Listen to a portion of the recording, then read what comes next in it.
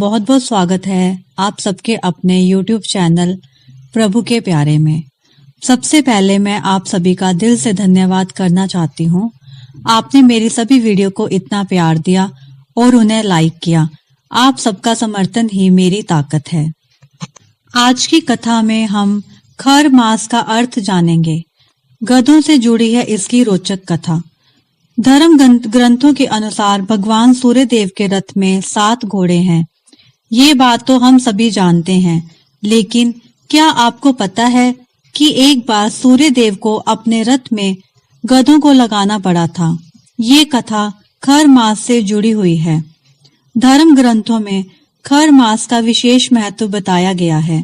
ज्योतिष शास्त्र के अनुसार जब सूर्य देव देवगुरु बृहस्पति की राशि धनु में प्रवेश करते हैं तो खर मास शुरू हो जाता है।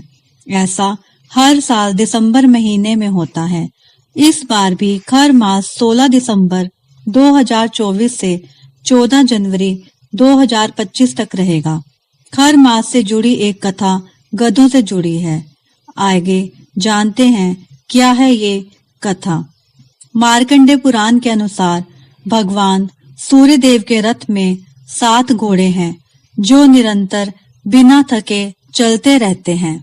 एक बार सूर्य देव के घोड़े चलते चलते बहुत थक गए और उन्हें प्यास भी लगी। चलते चलते उन्हें एक तालाब दिखा जहां वे रुककर पानी पीने लगे, लेकिन सूर्य देव तो रुक नहीं सकते थे। उसी समय सूर्य देव को तालाब के किनारे 2 गधे दिखाई दिए। सूर्य देव ने उन गधों को तुरंत अपने रथ में जोत लिया और अपने परिक्रमा पथ पर निकल गए। 1 महीने तक सूर्य देव का रथ गधों ने चलाया। 1 महीने बाद जब सूर्य देव उसी स्थान पर पहुंचे तो उन्होंने गधों को निकालकर पुनः अपने घोड़ों को रथ में जोत लिया। जिस महीने में सूर्य देव ने अपने रथ में गधों को जोता था उस समय वे धनु राशि में थे। तभी से हर साल जब सूर्य धनु राशि में होता है तो इसे खर मास कहते हैं। इस महीने में शुभ कार्य जैसे विवाह आदि भी नहीं किए जाते हैं। इस महीने से जुड़े और भी कई नियम धर्म ग्रंथों में बताए गए हैं। संस्कृत में खर के अनेक अर्थ हैं, जैसे कड़ा, तेज, तीक्ष्ण और तिनका आदि। खर का एक अर्थ गधा भी है।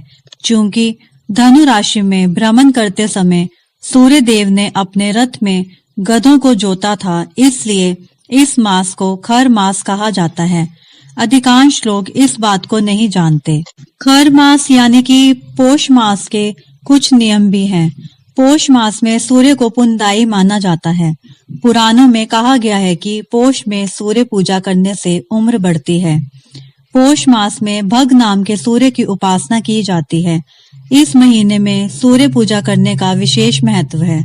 वहीं पौष मास में गंगा, यमुना, अलकनंदा, शिप्रा, नर्मदा, सरस्वती जैसी नदियों में प्रयागराज के संगम में स्नान करने की परंपरा है। इस पवित्र महीने में किए गए धार्मिक कार्यों से कई गुना फल मिलता है। इस दौरान व्रत उपवास करने चाहिए, दान करना चाहिए। बता दें कि इस दौरान व्रत और दान का विशेष फल मिलता है। इस पवित्र महीने में भगवान विष्णु की पूजा नारायण रूप में करनी चाहिए। वहीं उगते हुए सूर्य को अर्घ्य देने का भी विधान है। पौष महीने में सूर्य नारायण नाम से पूजा करने से हर तरह की परेशानियां दूर हो जाती हैं। पौष मास में रोज सुबह जल्दी उठना चाहिए। स्नान के बाद सूर्य देव को अर्घ्य अर्पित करना चाहिए।